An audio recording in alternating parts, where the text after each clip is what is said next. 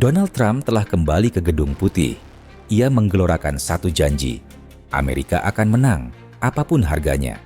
Tapi dunia tak menyangka, harga itu ternyata 500 miliar dolar dan seluruh planet yang harus membayarnya. Tarif 45% pada teknologi hijau, larangan ekspor rare earth China, perang dagang yang tak hanya menghancurkan ekonomi, tapi mengubah peta kekuatan global selamanya. Dalam 6 bulan, 5.000 pekerjaan lenyap. Harga panel surya melambung. Taiwan dan Uni Eropa memilih berhati-hati. Lalu, bisakah dunia selamat dari Perang Dagang 2.0? Ini bukan film fiksi. Ini masa depan yang sangat mungkin terjadi.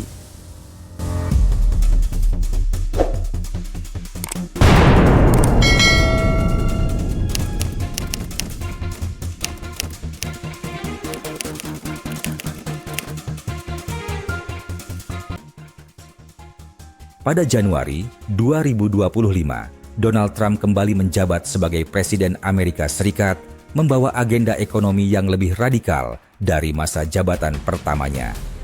Dengan slogan America First 2.0, Trump meluncurkan gelombang baru tarif impor hingga 45% terhadap produk Cina, disertai ancaman retaliasi terhadap negara-negara yang dianggap tidak adil dalam perdagangan. Kebijakan ini memicu ketegangan global yang belum pernah terjadi sejak Perang Dagang 2018 sampai 2020. Laporan Brookings Institution memperkirakan dalam 6 bulan pertama, kerugian ekonomi Amerika Serikat mencapai 500 miliar dolar akibat perang dagang ini. Namun, Trump bersikukuh. Ini harga yang harus dibayar untuk kemandirian aku. Trump tidak hanya memperluas cakupan tarif, tetapi juga mengubah strategi. Target utama meliputi 1. Teknologi hijau, panel surya, baterai litium, dan turbin angin dari Cina dikenai tarif 40%. 2. Semikonduktor, komponen chip yang diproduksi di Cina dan Taiwan dikenai tarif 35%. 3. Farmasi, bahan baku obat-obatan impor dari India dan Cina dikenai tarif 25%. Cina tidak tinggal diam, mereka membalas dengan memberlakukan larangan ekspor rare earth minerals ke AS Sin, bahan kritis untuk produksi senjata dan elektronik. Juga pembatasan akses pasar Cina bagi perusahaan Amerika Serikat seperti Tesla dan Apple. Uni Eropa juga bergejolak. Menanggapi tarif Trump pada mobil listrik Eropa, UI membalas dengan tarif 30% pada kedelai dan LNG AS. Sebenarnya, ASS juga menghadapi dampak ekonomi menyakitkan dari perang dagang ini. Kerugian 500 miliar dolar dan beberapa sektor kolaps. Tapi, Trump bergeming.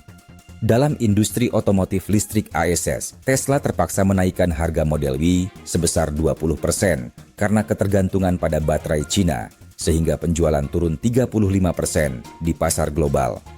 Pabrik General Motor di Ohio juga tutup, mengakibatkan 5.000 PHK karyawan yang mengakibatkan dampak sosial luas di AS.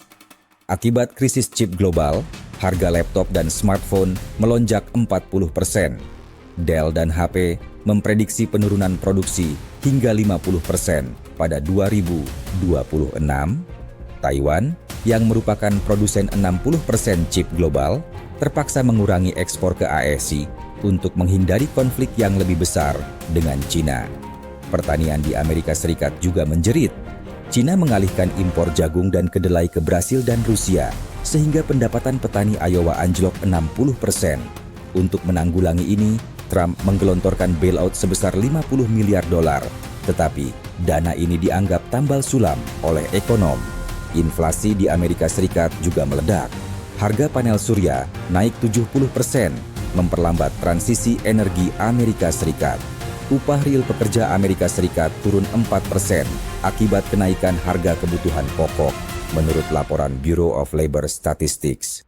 Perang dagang ini juga memaksa pergeseran rantai pasok global. Perusahaan multinasional berlomba memutus ketergantungan pada Amerika Serikat dan China. Sebagian melakukan friendshoring, contohnya Apple, yang memindahkan 30% produksi iPhone ke India dan Vietnam. Sebagian lagi memilih jalan automasi. Pabrik AS seperti Ford menginvestasikan 10 miliar dolar dalam robotika untuk mengurangi ketergantungan pada tenaga kerja. Blok regional juga bergejolak. China memperkuat RCEP, Regional Comprehensive Economic Partnership, menawarkan tarif 0% untuk negara ASEAN. Sebagai balasan, AS membentuk Pacific Trade Alliance dengan Meksiko, Kanada, dan Australia. Namun di balik gejolak ini, tersimpan beberapa kisah sukses negara-negara yang memanfaatkan keruhnya situasi ini untuk kepentingan nasionalnya. Contohnya, Vietnam yang menjadi hub produksi smartphone menarik investasi 20 miliar dolar dari Samsung dan LG. Jerman juga mengambil peran dengan memimpin pasar mobil hidrogen di Eropa, menggantikan ketergantungan pada teknologi AS dan China. Perang dagang ala Trump ini juga mengubah peta geopolitik dan diplomasi antar negara. China merangkul Rusia, India, dan Arab Saudi dalam aliansi perdagangan alternatif. AES kehilangan pengaruh di Afrika setelah China menawarkan pinjaman infrastruktur tanpa syarat. Pelarangan China mengakses chip yang diproduksi Taiwan juga memicu ketegangan militer. China melakukan latihan militer intens di Selat Taiwan sebagai respon. Bagaimana di Eropa? Walaupun Prancis dan Jerman menolak ikut perang dagang, tetapi terpaksa membatasi impor LNG AS untuk menjaga hubungan dengan Rusia. Perlawanan domestik dan gelombang protes juga terjadi. Serikat Pekerja AS menuntut Trump mencabut tarif setelah 100.000 lapangan kerja hilang di sektor manufaktur. Elon Musk secara terbuka mengkritik kebijakan Trump di Twitter X. Proteksionisme adalah jalan menuju kemunduran. Langkah Trump ini sebenarnya merugikan bagi dirinya dan malah menguntungkan lawan politik. Demokrat memenangkan 80% kursi di Midwest pada pemilu paruh waktu 2026, memanfaatkan kekecewaan petani. Sementara, Trump menghadapi tuntutan impeachment karena diduga melanggar hukum perdagangan internasional. Para ekonom memproyeksikan 2030 sebagai masa depan yang suram. Bukannya untung besar, AS justru kehilangan posisi sebagai ekonomi terbesar dunia. IMF memprediksi China akan mengambil alih posisi AS pada 2028, lebih cepat 2 tahun dari perkiraan sebelumnya. Deglobalisasi juga tak terhindarkan.